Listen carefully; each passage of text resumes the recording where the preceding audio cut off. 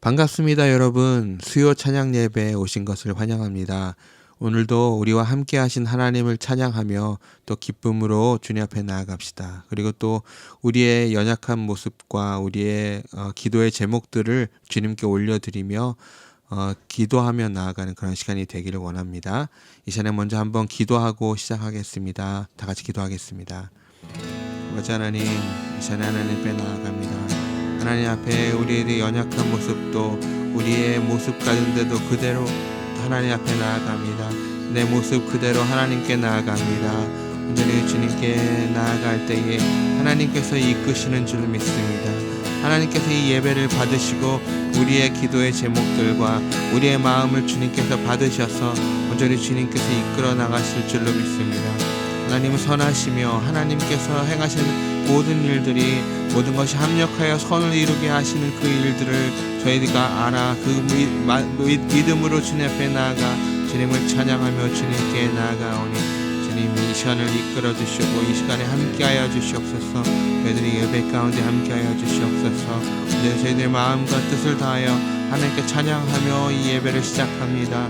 하나님 이 예배를 받아주시옵시고 이제는 주님 기뻐하시는 그런 예배로 될 수 있도록 주님 이끌어 주시옵소서. 주님 사랑합니다. 주님 의지합니다. 우리 주 예수 그리스도의 이름으로 기도드립니다.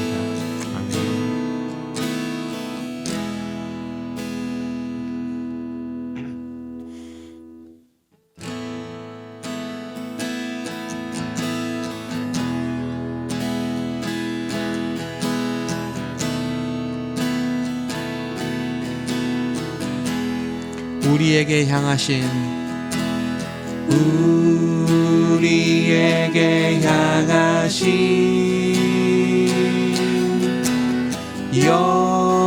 여호와의 인자하심이 크고 크도다 크시도다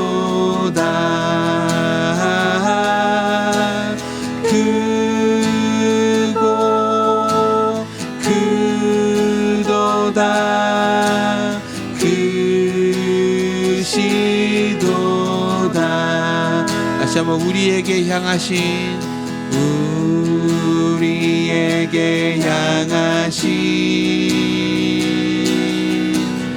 여호와의 인자하심이 크고 크도다 크시도다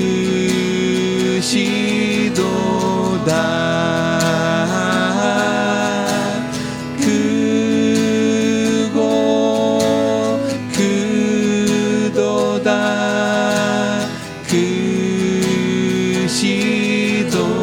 크시도다. 우리에게 향하신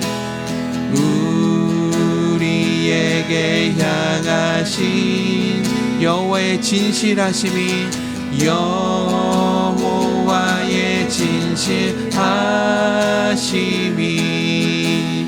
영원하시도다.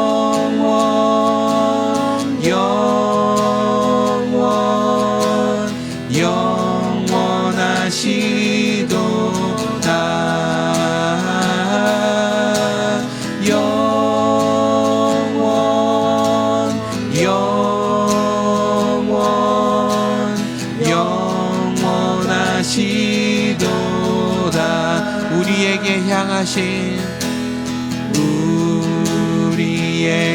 향하신 여호와의 진실하심이 여호와의 진실하심이 영원하시도다.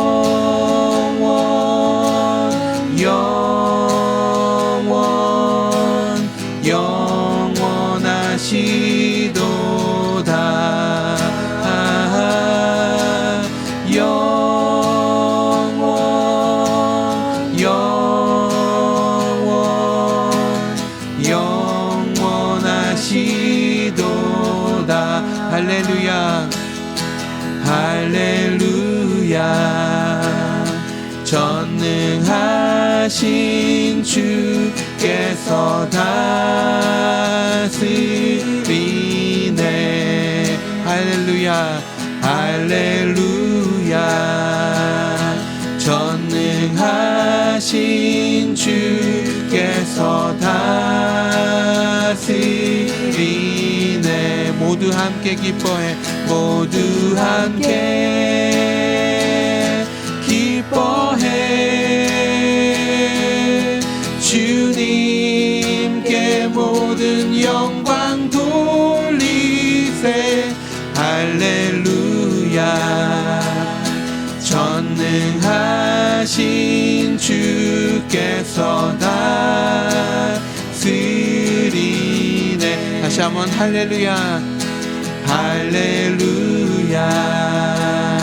전능하신 주께서 다스리네. 할렐루야 할렐루야. 전능하신 주께서 다스리네.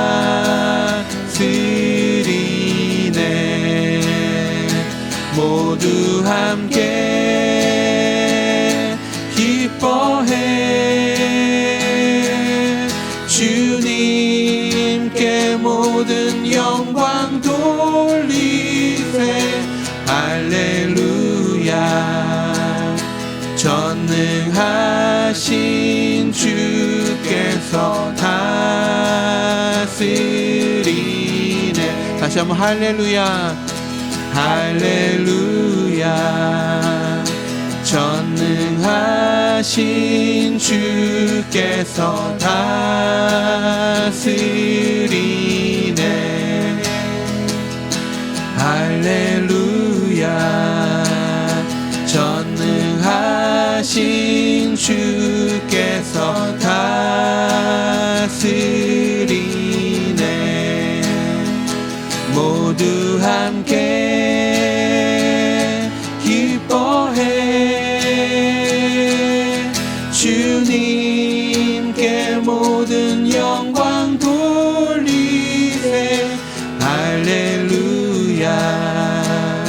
전능하신 주께서 다스리네.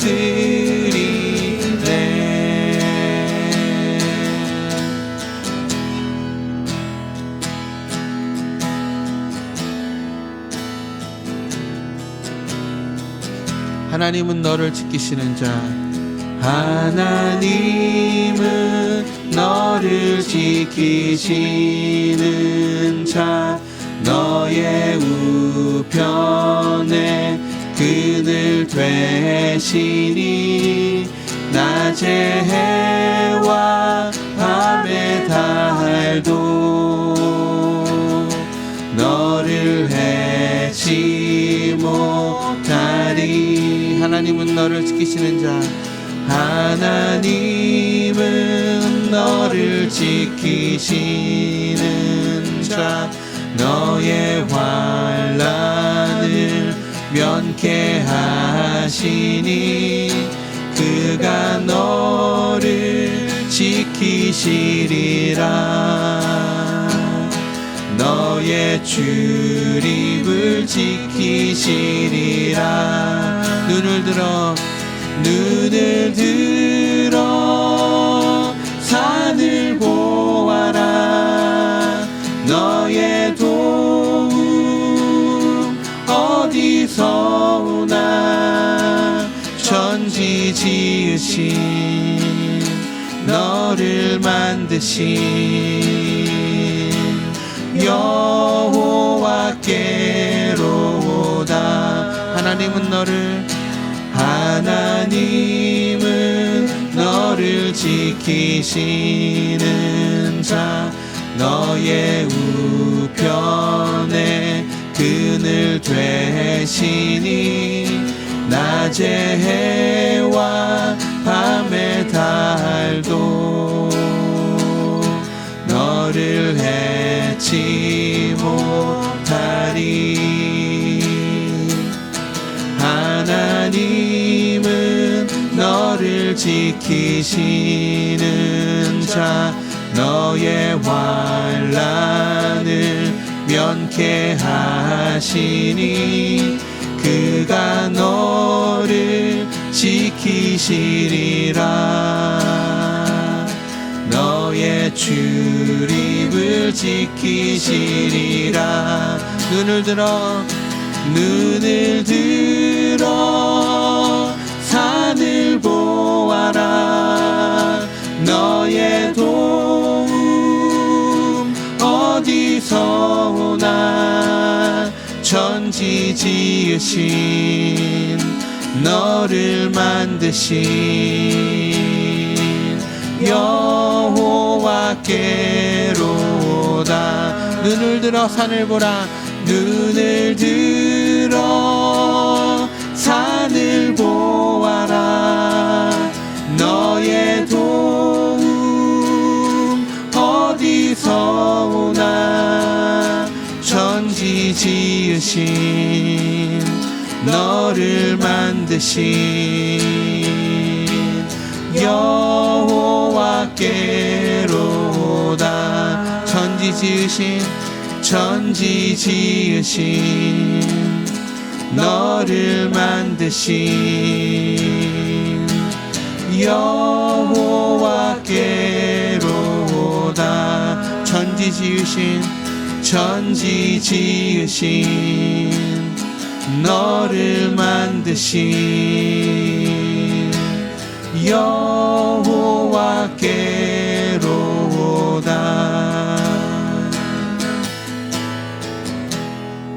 나의 등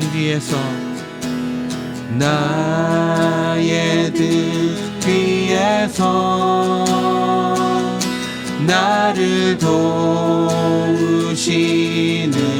주.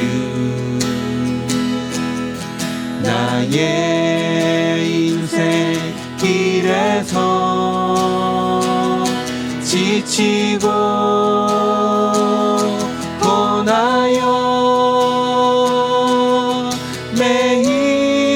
매일처럼 주저앉고 싶을 때 나를 밀어주시네. 일어나 걸어라. 내가 새 힘을 주리니. 일어나 너 걸어라. 내 너를 도우리. 나의 등 뒤에서 나를 도우시는 주.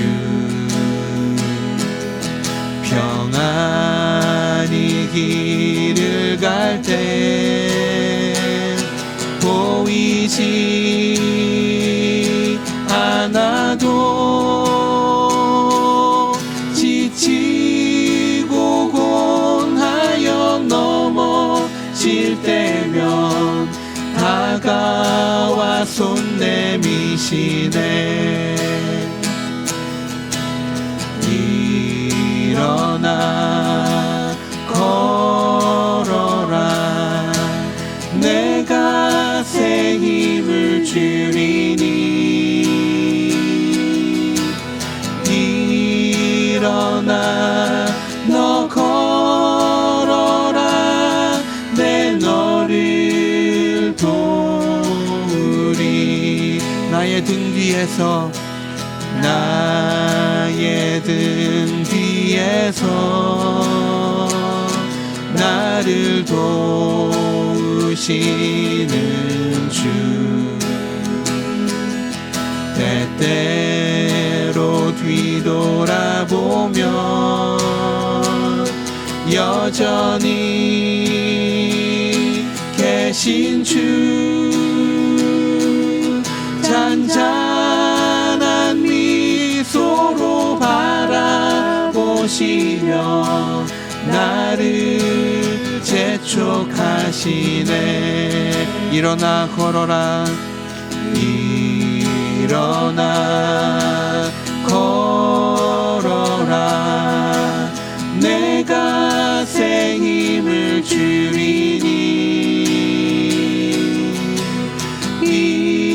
일어나 너 걸어라 내 너를 도우리. 일어나 걸어라 일어나 걸어라 내가 새 힘을 주리니. 일어나 너 걸어라 내 너를 도우리. 일어나 걸어라 일어나 걸어라 내가 새 힘을 주리니. 일어나 너 걸어라 내 너를 도우리.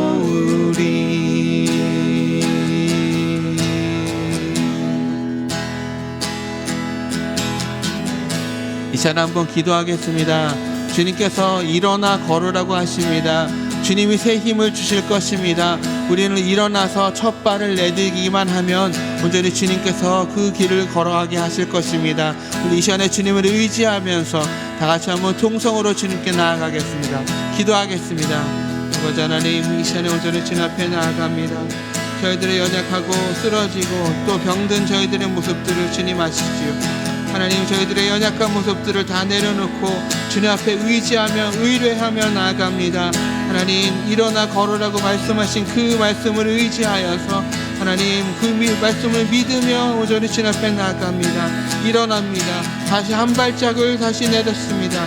하나님, 온전히 주님께서 주시는 그 믿음으로 다시 한번 일어나서 걷사오니 아버지 하나님, 저희들과 함께하여 주시옵시고 넘어지지 않도록 주님께서 붙잡아 주시옵시고 온전히 주님이 계시는 그곳까지 한 발짝 한 발짝 다시 걸어 나아갈 수 있는 저희들 될 수 있도록 인도하여 주시옵소서. 그래서 다시 주님을 만나는 그날에 온전히 주님께 나아가 주님 기쁨의 눈물을 흘리며 주님께 나아가는 그런 시간을 기대합니다. 아버지 하나님, 저희들의 삶에 남아있는 삶 가운데서 주님 저희들에게 말씀하시옵시고 주님 기뻐하시는 그 뜻 안에서 살아갈 수 있도록 아버지 하나님께서 인도하시옵소서. 주님의 길로 인도하시옵시고 주님의 뜻을 알려주시옵시고 주님의 모습을 보여주시고 주님의 음성을 들려주셔서 온전히 주님께만 더 나아가는 저희들 될 수 있도록 아버지 하나님 인도해 주시기를 바랍니다. 그러기 위해서 저희들의 모든 건강이 필요하고 그러기 위해서 재정이 필요하고 그러기 위해서 시간과 모든 것들이 필요합니다. 하나님, 저희들을 기뻐하시는 주님, 온전히 주님께서 저희들과 함께 하신다고 말씀하셨사오니 그 말씀을 의지하여서 주님 앞에 나아갑니다. 주님이 인도하여 주시옵시고 온전히 주님께서 함께하여 주시기를 원합니다. 함께하여 주시고 온전히 주님 이끌어 주시기를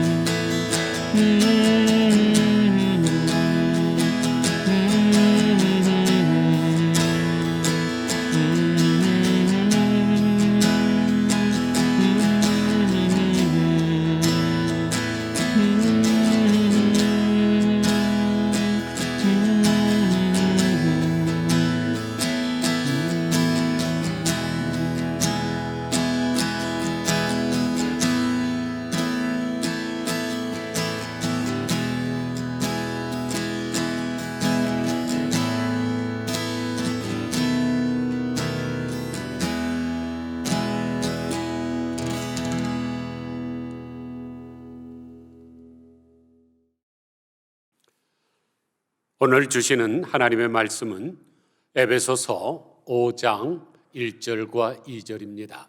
신약성경 314면 에베소서 5장 1절과 2절 제가 받들어 있습니다.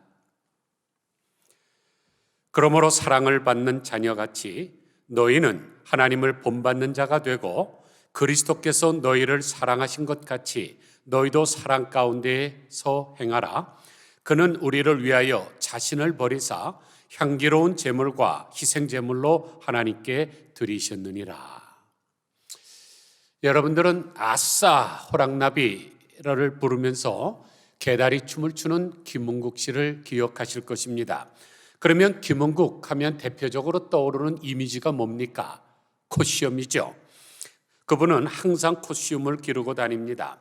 그래서 그분이 가수로 처음 데뷔했을 때 PD가 단정하게 보이지 않는다고 깎으라 그럴 때를 빼놓고는 한 번도 코시움을 깎은 적이 없습니다.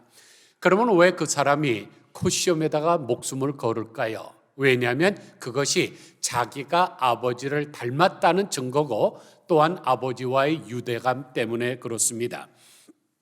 그래서 처음 시험을 깎았을 때 아버지에게 배신했다는 생각이 들어서 죄송했다고 하지 않습니까? 이처럼 부전자전이라고 아버지와 아들은 닮아야 됩니다. 그리고 그 아버지와 아들 사이에 유대감이 있어야 됩니다. 여러분들 우리나라의 대표적인 소설가이신 김동인 선생님이 쓴 발가락이 닮았다라는 소설을 아시죠? 어떤 내용인가요?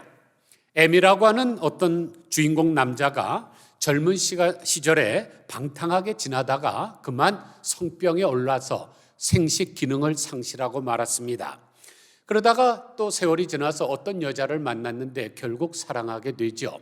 그래서 이 여자랑 결혼을 해야 되겠는데 자기가 젊었을 때 오입질하다가 성병에 걸렸다는 얘기를 차마 못하지요. 그거 하면 누가 결혼하겠습니까? 그래서 속여서 결혼을 합니다. 그런데 어느 정도 지나더니 그 여인이 임신을 한 거예요. 이게 말이 됩니까? 자기가 지금 성병으로 생식 기능이 없는데 아내가 임신을 했다? 그 여자가 바로 바람을 핀 것이죠. 그러나 자기 능력으로 애를 가질 수 없다는 것을 안 이 M이라는 남자는 그 아이를 자기 자식으로 받아주려고 합니다. 그런데 아무리 살펴봐도 그 아이가 자기를 닮은 부분이 없는 것입니다. 부모는 자기를 닮은 자녀를 더 사랑하게 돼 있지 않습니까? 그러던 어느 날 M이 그냥 기쁜 듯이 그냥 소리를 치면서 즐거워합니다. 왜냐하면 아이의 발가락이 자기 발가락을 닮았기 때문입니다.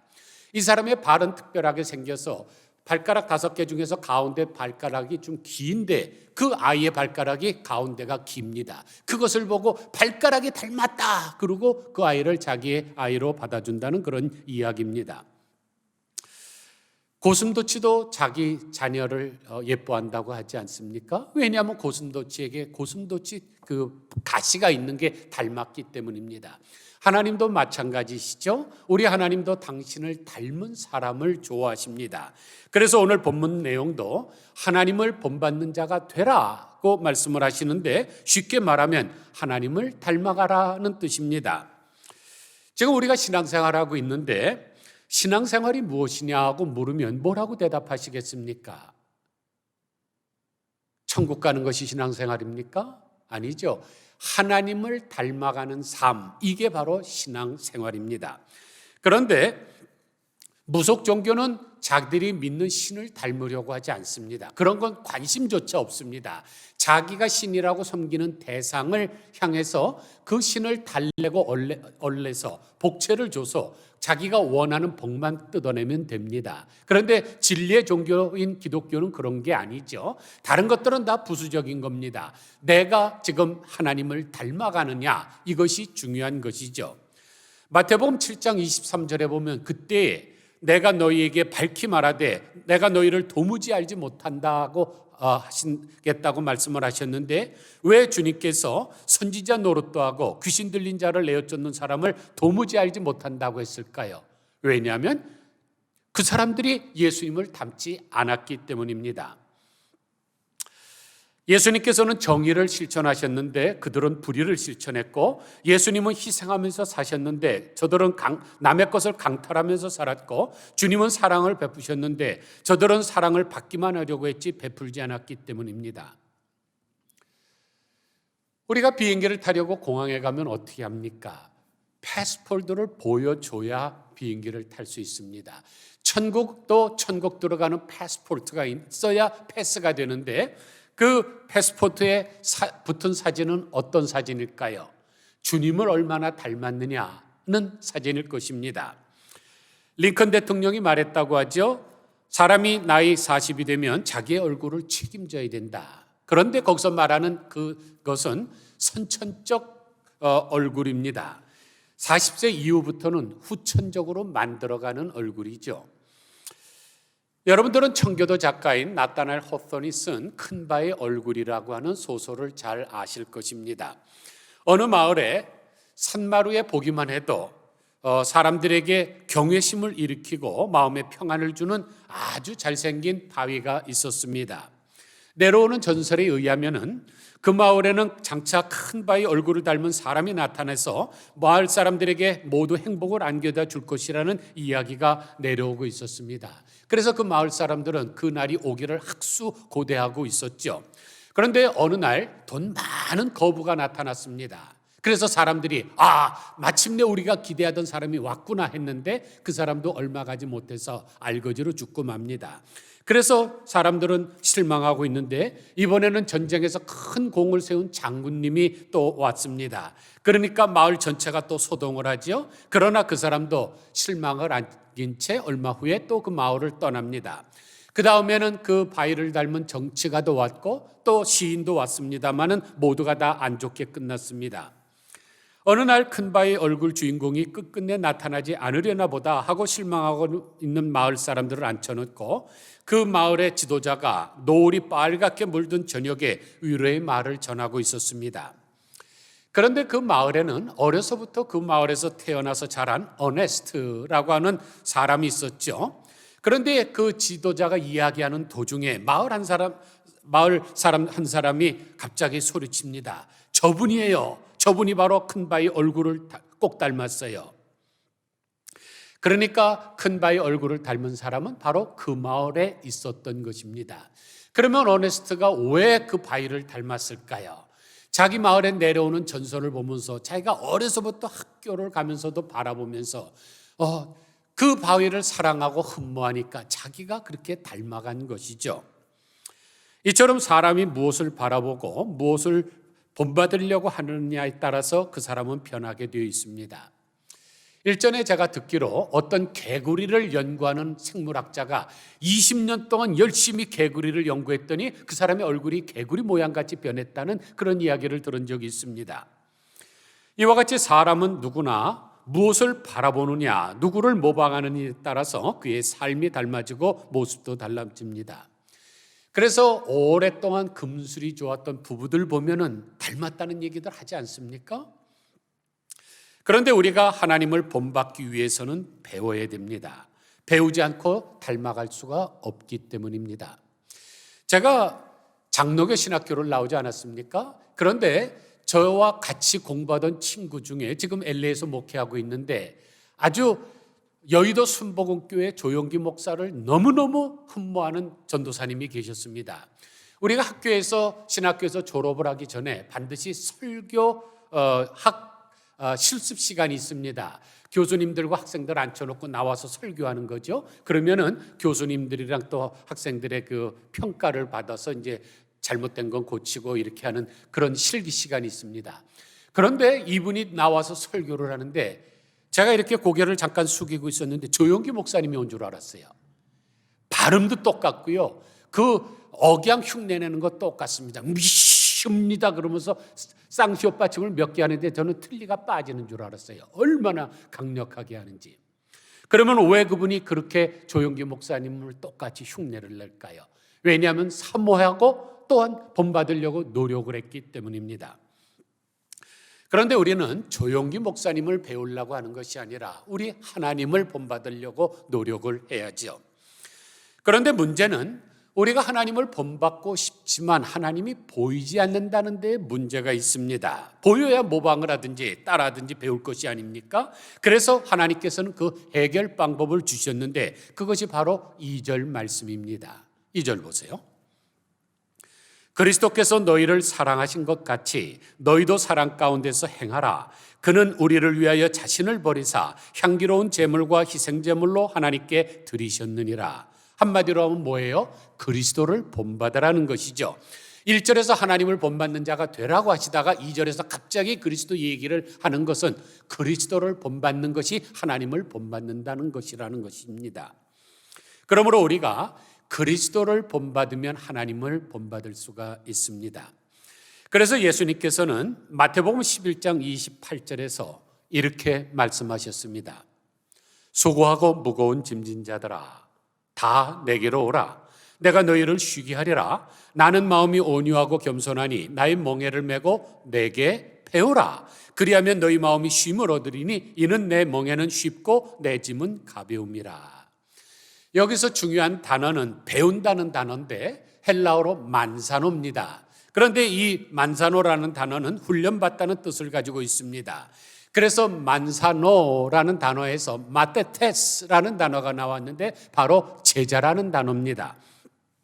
그러므로 주님의 제자라는 말은 주님에게서 배우고 주님을 닮은 사람을 말합니다.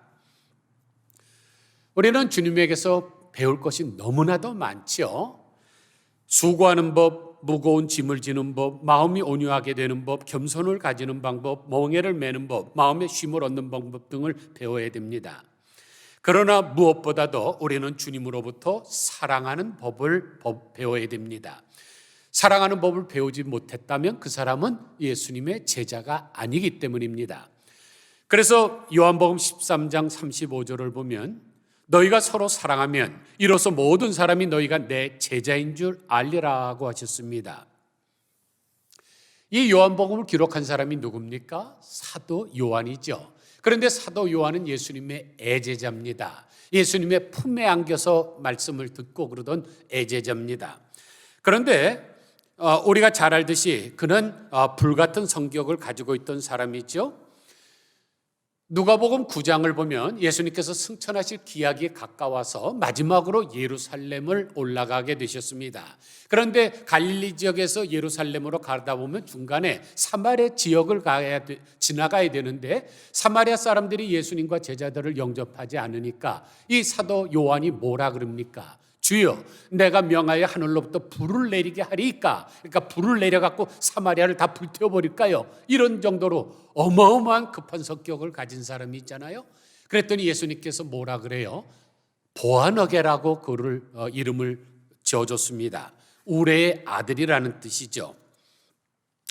그만큼 벼락과 같은 성격을 가진 사람이 사도 요한이었지만은 나중에 변화돼서 어떻게 됩니까? 성경에서 사랑이라는 단어를 가장 많이 사용한 사람이 바로 사도 요한입니다. 왜냐하면 예수님에게 배웠고 사랑하는 법을 본받았기 때문이죠. 그러면 예수님의 사랑은 어떤 사랑일까요? 2절 하반부를 보니까 그는 우리를 위하여 자신을 버리사 향기로운 제물과 희생제물로 하나님께 드리셨느니라고 했습니다. 한마디로 하면은 자신을 완전히 드리는 사랑이죠. 우리를 위해서 주시는 사랑입니다. 어느 정도까지 버리셨습니까? 자신을 향기로운 제물과 희생 제물이 되도록 드리셨습니다. 다른 말로 하면 동물이 되시기까지죠. 예수님이 이 땅에 오셔서 당신이 태어난 것이 바로 짐승들의 먹이통인 구유입니다. 우리가 잘 알듯이 구약시대 때 어떤 사람이 죄를 지면 이제 그 죄를 전가하기 위해서 자기가 죽을 수 없잖아요. 그러니까 짐승을 가지고 성전으로 올라갑니다. 그러면 성전에 있는 제단 뿔에다가 그 짐승의 목을 메어놓고 머리 위에다가 안수를 하고 나서 그 다음에 죽이죠. 그리고 나서 껍데기를 벗깁니다. 그리고 토막토막 자릅니다. 그리고 그것을 기름과 함께 하나님 앞에 불태워 드리잖아요. 이런 제사 방법을 우리가 번제라고 합니다. 그래서 출애굽기 29장 18절을 보면 이는 여호와께 드리는 번제요 이는 향기로운 냄새니 여호와께 드리는 화제니라 그랬습니다. 그래서 예수님께서는 이 번제로 드리는 짐승과 같이 온전히 하나님 앞에 자신을 드렸죠. 그래서 십자가상에서도 모진 매를 맞았잖아요. 짐승이 각을 뜨는 것과 같이 그렇게 살에 상처를 입으셨습니다. 그리고 짐승들의 피를 완전히 다 받아내서 제단에다 뿌리는 것처럼 예수님 마지막 피 한 방울까지 다 쏟으셨죠. 심지어 짐승들이 껍데기가 벗겨지는 것처럼 요한복음을 보면 예수님이 십자가에 달려 돌아가셨을 때 속옷도 입지 않고 완전히 빨가벗겨서 돌아가셨습니다. 이게 바로 예수님이 당신이 희생제물처럼 번제로 바쳐진 모습이죠. 그런데 예수님이 짐승의 고깃덩어리처럼 자신을 버리신 주님께서 언제 오셨습니까? 가장 어려울 때에 찾아오셨습니다. 우리가 잘 알듯이 배부를 때 어떤 사람이 진수성찬을 차려줘 보세요. 그거 먹을 수 있습니까? 지금 배가 터지게 부른데. 그러나 배고플 때 누룽지라도 좀 주면 그게 훨씬 더 감사한 것이죠. 내가 평안할 때 사람들이 문전성시를 이루는 것보다 어려울 때 찾아와서 위로해 주는 것이 더 마음에 남는 법입니다. 그런데 예수님께서는 창세 이후에 세상이 가장 어려울 때 이 땅에 찾아오셨습니다. 예수님이 오셨을 때가 어떤 때입니까? 로마 제국으로 인해서 이스라엘의 가장 어려운 식민 통치를 받던 시절입니다. 그래서 고리대금업자들과 과대한 세금으로서 살기가 힘든 때였죠. 그리고 그 당시 때는 이스라엘의 다윗의 후손이 왕이 아니라 에서의 후손인 헤롯이 왕으로 통치하던 그런 시대입니다. 또 사회적으로는 사두개인들이 헤롯 왕과 빌라도 총독과 의기투합해서 백성들의 고열을 짜던 시대입니다. 종교적으로는 바리새인들이 율법의 탈을 쓰고 교권의 독이 오를 대로 올라서 백성들의 목을 조이던 시대입니다. 또 예수님이 이 땅에 오신 시대는 엘리 시대보다 하나님의 영광이 떠나갔던 시대고, 이사의 시대보다 더 상처수둥인 시대였고, 예레미야 시대보다 더 슬픈 애가를 불러야 될 시대였고, 호세아 시대보다 더 방탕했던 시대고, 에스겔 시대보다 공동묘지의 무덤에 가까운 시대였습니다. 바로 그때 예수님이 이 땅에 찾아오셨습니다. 그러면 예수님께서 찾아오셔서 무엇을 하셨습니까?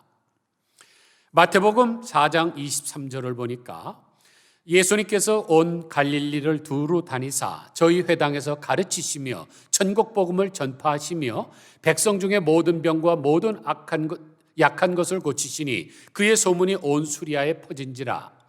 사람들이 모든 앓는 자 곧 각색 병과 고통에 걸린 자, 귀신 들린 자, 간질하는 자, 중풍병자를 데려오니 저희를 고치더라 그랬습니다.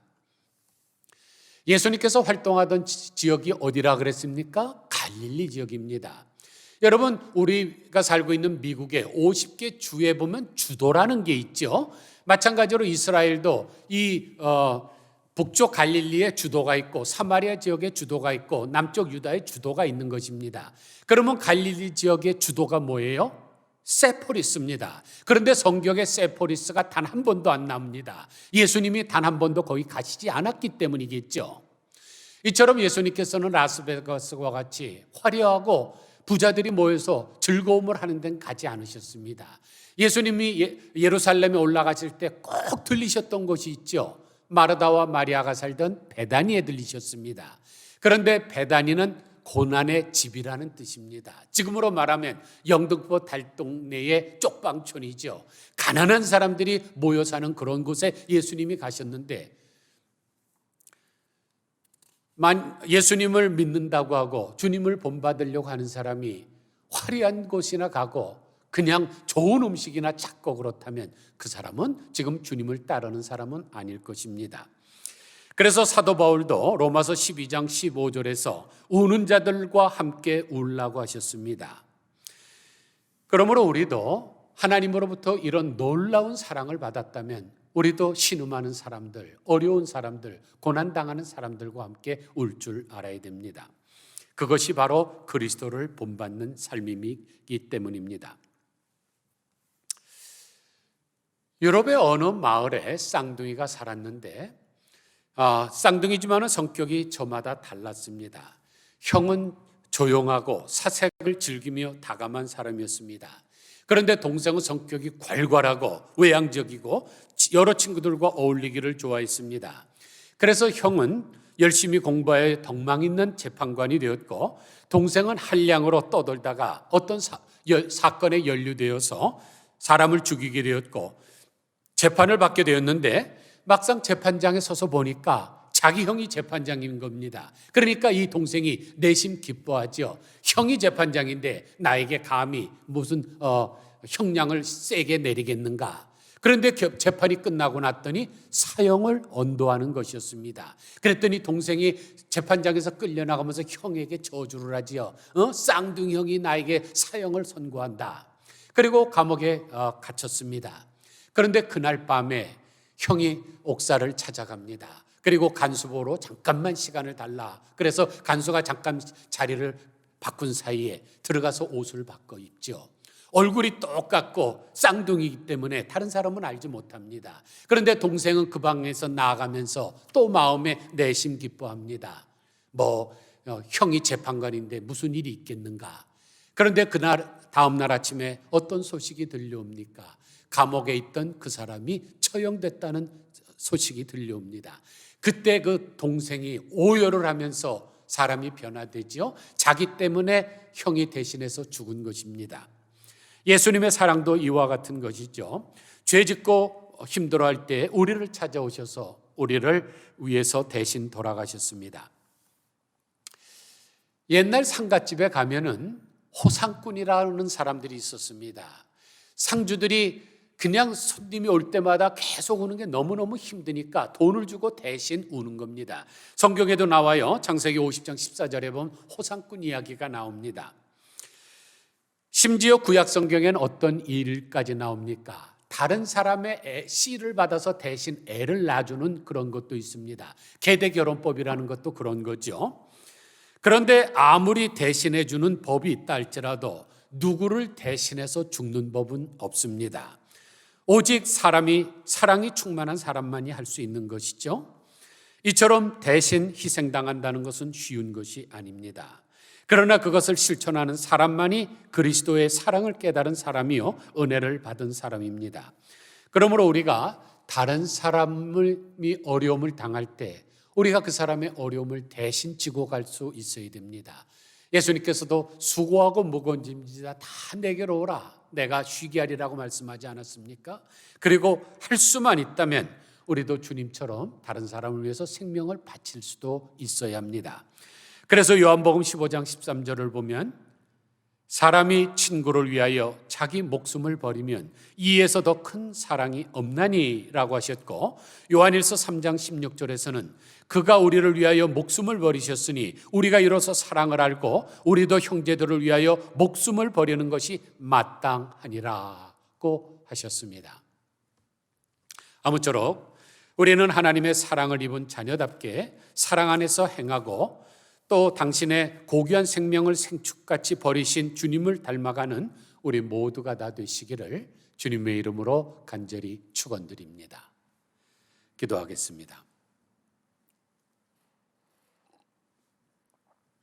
하나님 아버지, 우리가 지금 신앙생활하고 있는데 무속 종교를 믿는 사람들처럼 자신이 믿는 신을 닮아가려고 하는 노력은 없고 복채를 바치며 얼레고 달래서 자기가 원하는 축복만 뜯어내려고 한다면 우리는 신앙생활을 할 필요가 없는 줄 압니다. 우리의 최종 목표는 주님을 닮아가는 것인데 주님의 생명을 우리에게 바쳐주신 것처럼 또 생축을 드림과 같이 하나님 앞에 바치신 것처럼 정말로 우리가 주님에게 사랑을 받은 자들답게 다른 사람에게 사랑을 베풀며 살아갈 수 있게 하시고 주님 앞에 내 자신을 드리는 삶을 살게 하여 주시기를 간절히 소원합니다.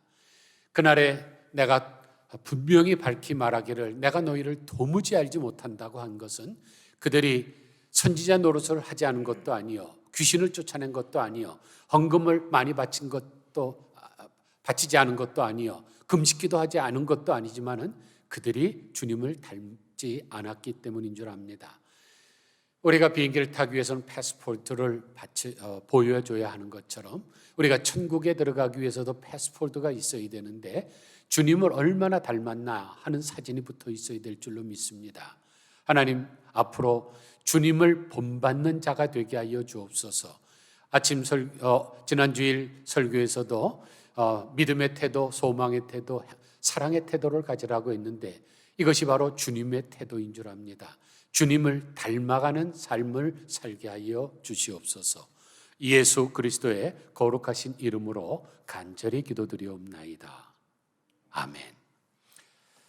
다 함께 찬송가 455장 찬양합니다.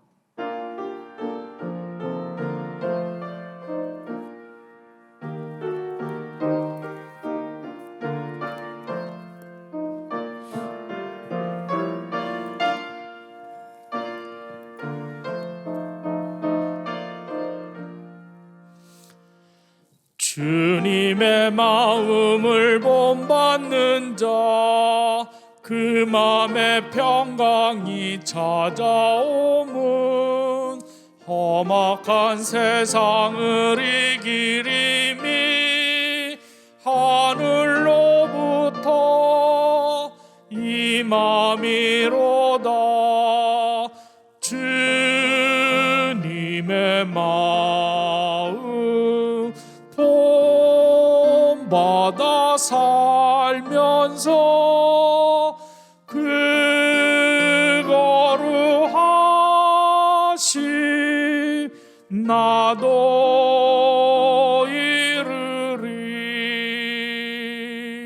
주 모습 내 눈에 안 보이며 그 음성 내 귀에 안 들려도 내 영혼 날마다 주를 만나 신령한 말씀 늘 배우도다. 주님의 마음 본받아 살면서 그 거룩하심 나도 이루리. 가는 길 거칠고 험하여도 내 맘에 불평이 없어짐은 십자가 고난을 이겨내신 주님의 마음 본받음이라. 주님의 마음 본받아 살면서 그 거룩하심 나도 이루리.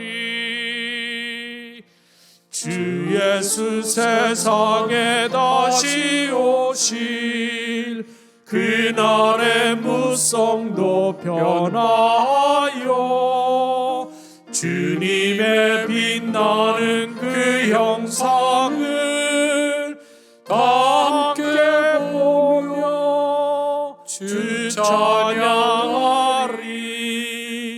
주님의 마음 본받아 살면서 그 거룩하심 나도 이루리.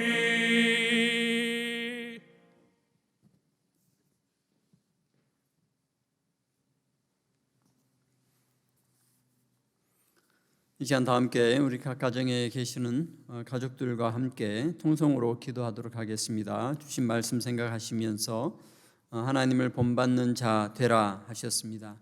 예수 그리스도의 삶을 본받고 우리를 사랑하신 하나님의 사랑을 본받고 또 하나님 안에서 서로 사랑하라 하시는 이 말씀을 따라 행할 때에 이러한 삶을 사는 것이 하나님을 본받는 것이라고 하였습니다.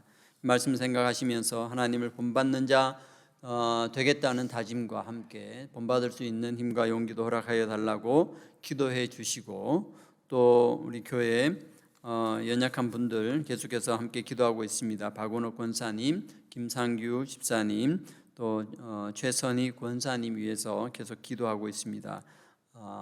그리고 세계와 열방 가운데 선교하시는 선교사님들과 그 가정들을 위해서 주의 복음의 선포를 위해서 우리 다 함께 이 시간 통성으로 기도하겠습니다.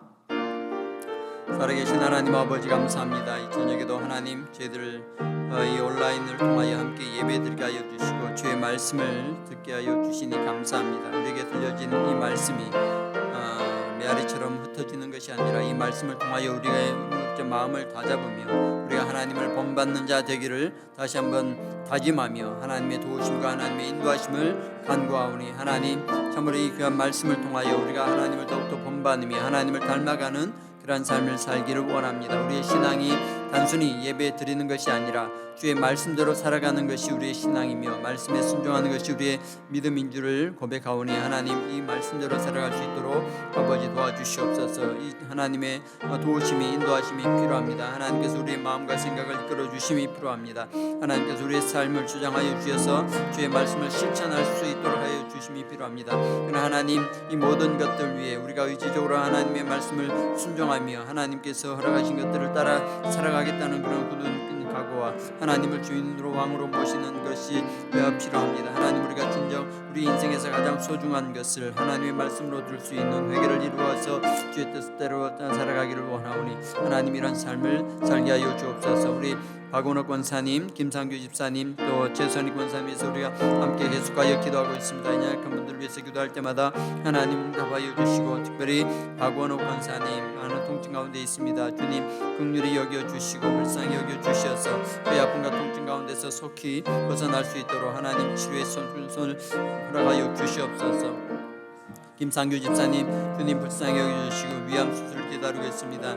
하나님 아버지여 그에게 주님의 크신 은혜와 긍휼을 베풀어 주시옵고 하나님 치료의 능력을 허락하여 주시옵소서. 최선희 권사님 계속해서 치료 중에 있습니다. 하나님 잘 이겨낼 수 있도록 힘을 더하여 주시옵소서. 세계와 열방 가운데 하나님의 말씀 전하는 귀한 선교사님들과 가정을 기억하여 주시고 아버지여 그들이 주의 말씀 들고 나갈 때마다 하나님의 사람으로 세상 불신자들과 다중 모든 사람들 가운데 설 때마다 하나님 지혜 주시고 힘을 더하여 주셔서 주의 복음의 말씀을 능력 있게 선포할 수 있는 하나님의 종들 되도록 인도하여 주옵소서. 성령이 함께하여 주셔서 오직 하나님의 뜻을 온전히 이루어갈 수 있는 우리 모든 삶이 되기를 간절히 소원하오니 주여 우리를 이렇게 인도하여 주시옵소서.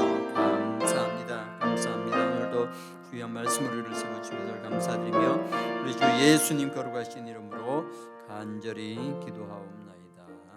아멘. 주님 가르치신 기도로 수요 예배를 마치겠습니다. 하늘에 계신 우리 아버지여 이름이 거룩히 여김을 받으시오며 나라가 임하옵시며 뜻이 하늘에서 이룬 것 같이 땅에서도 이루어지이다.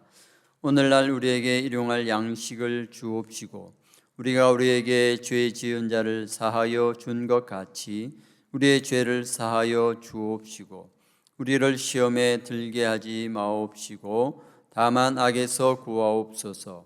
대개 나라와 권세와 영광이 아버지께 영원히 있사옵나이다. 아멘.